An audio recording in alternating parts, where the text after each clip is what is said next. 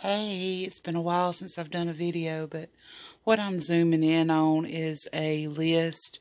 There's a world map on the back, but it's a list of all the countries. There's currently 195 countries recognized today, and I have a blog called becomingbetterwomen.com, and every time I get a view from one of these countries, I put a check mark off.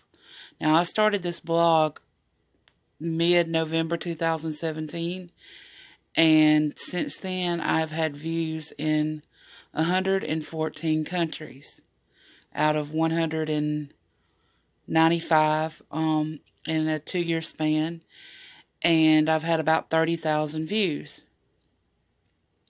I'm flipping back over to myself. Well, I was trying to. Hold on. There was one letter that I wanted to read. I get all kinds of emails from people. Some of them I have to translate because they'll send them to me. Like this was sent to me in Portuguese. Just basically thanking me for my blog. But this one right here is what really got me. And I print out all of these. But basically it says, I am a pastor of a Presbyterian church of Africa in a Germiston, South Africa, who was diagnosed with a chronic disease, diabetes. All these years I have been doubting myself because I used to be a strong man before I was diagnosed. Your blog brought me back my strength. I feel like I'm born again through your story and the way you are encouraging sick people like me to live a good life in the presence of the Lord and never to give up. I wish I can be as strong as you are in this trying time. My life is no longer enjoyable. I sometimes regret the day I was diagnosed because I was never this weak in my life and I was never hospitalized before. I'm having hope that your story has made a difference in my life. Thank you again. And he signed his name. And I was reading through all these emails again, and I checked off 2 more countries tonight. It's January the 16th. I checked off Finland and Hungary, and that brought me to 114. Hold on. And that's amazing. See, what I'm wanting to talk to y'all tonight about is how God does in fact make beauty from ashes, and how God does in fact raise you up out of the miry clay and set your foot back on a solid rock, and how he turns something ugly and tragic into something beautiful.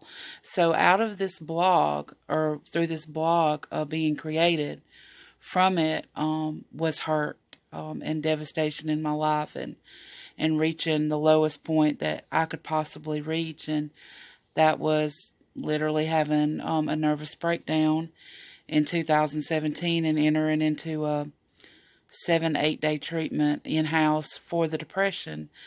And I had completely lost my will to live. I didn't have a desire to be used of God anymore. I didn't think I would be, and I had allowed everything to just take over my life.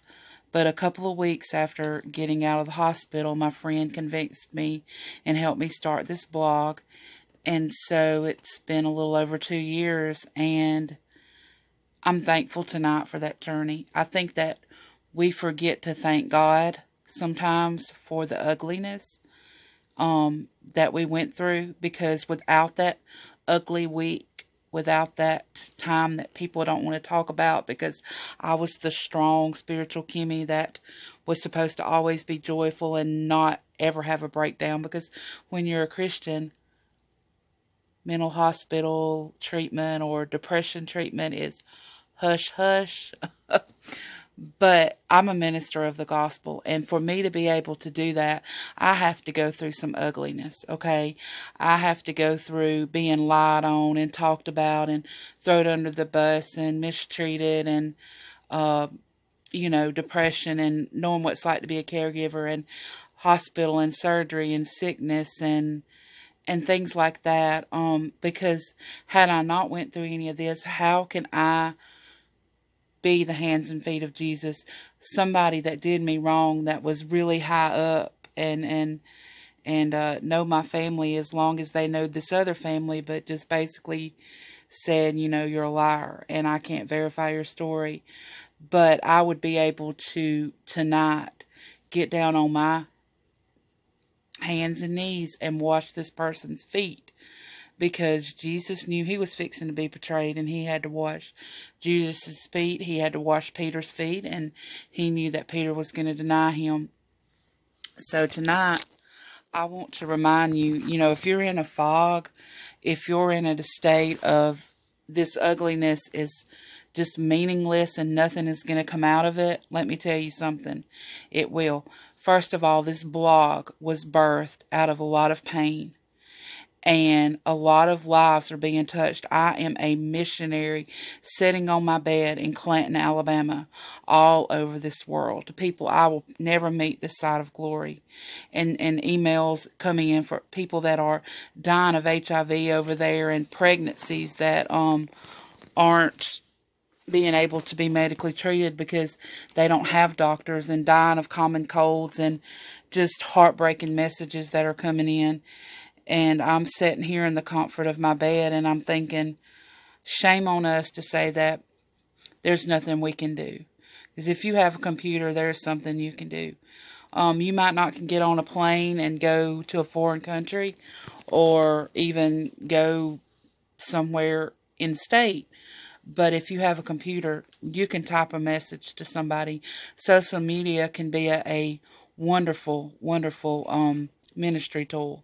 I've ministered to a lot of people through social media, but also through ugliness and an unhealthy time in my life. God has showed me my stage of completion, will you, to where I can be in full-time ministry, not just ministry for a little while and then stop, but full-time continuous ministry. And I'm currently in my mentor sessions to finish my last course with Global University. I had my first mentor session today, and so that's close. Once that evaluation form is uploaded, I can then a request for my certificate for the certified level 1 completion, and then start the process of doing the remaining of testing and interviews and stuff that has to be done for my certified ministerial credentials through the Assemblies of God. With that being said, I had to go through it for His glory, and I couldn't imagine my life tonight without this blog. I couldn't imagine my life without having went through what I went through. Somebody asked me today, well, you're fixing to be 36 and you're just entering ministry. I said, oh, no. I've been ministering for 22 years. I got saved when I was almost 13, and by the time I was 14, I started helping with Children's Church, and from then on, it's been Vacation Bible School, Kids Camp, Sunday School teacher, youth helper, musician, singer, cleanup crew, women's ministry, nursing home, senior adult ministry, jail letter ministry, visitation, counseling through talking or on the phone or in person or letters or messages. Basically everything but men's ministry. So no. I have 22 years experience, and nothing has been in vain. And some people are like, well, you went from here to there. Yeah, I have. I've been in a total of 8 churches now. Well, yeah, 8. But none of it's been in vain. The majority of those churches were in maybe a 4 or 5 year span, but I had to find my way. I didn't know where I was going to go, but I was chasing after a lot of things and trying to be loyal to a lot of people, and it wasn't God. And so I have learned that I can't be people dependent and pastor dependent, and I definitely can't be loyal to anybody but God. Yes, I want to be committed to the church and committed to the ministry and committed to being a good Christian. But my number one loyalty is to Christ, and where he says go, I'll go, and if he says move, I'll move. But I also just feel like a lot of y'all are kind of got a cloud of fog, confusion over you, and God's wanting to remove that tonight, and he's wanting to say, look, right now it's ugly, right now it's not pretty, right now it's not making sense, but I'm going to birth a ministry out of this, whether it's a blog or whether it's something else. And so I just want you to take hold of this tonight and not allow anybody to detour you or discourage you or make you feel less of a person because you made a couple of wrong turns or because you didn't go in a certain direction that they thought you should go or they thought you should take. Because when the end comes, it's going to come down between you and your Heavenly Father.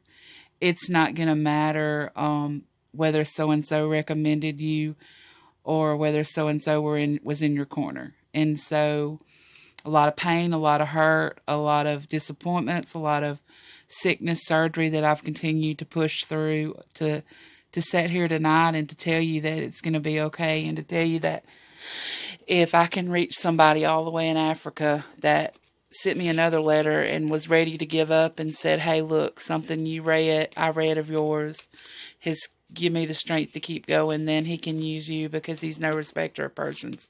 And I'm certainly not worthy. I've went through my time of where I've had to be brought back down to size, and I've had to humble myself, and I've had to get a deliverance from a haughty spirit and this and that. I can take you to each church I was a part of and tell you what I was delivered from and how I grew and things like that. And that's what's so beautiful about this testimony and where God's taken me.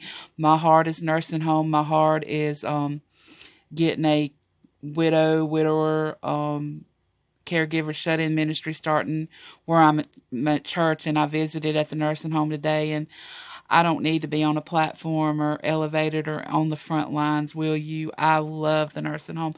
I have been helping with that for about 8 years now, and I never tire of it. They bring me a lot of joy. It should be the other way around, but they bless me, and I'm thankful for the opportunity to teach Sunday school out there. You know, a couple of times a month I do have help and be a part of a singing and visitation, and I want to let those that are at home know that they're not forgotten, because I know what it's like to be shut in from sickness and surgeries and be bedridden temporarily. And I know what it's like to be a caregiver and to feel like your church has abandoned you. People are busy, but look, you are loved. You are loved, and you are not forgotten. And I'm hoping within the next month or so to get that implemented as well, because that's my heart and that's the direction that I'm going.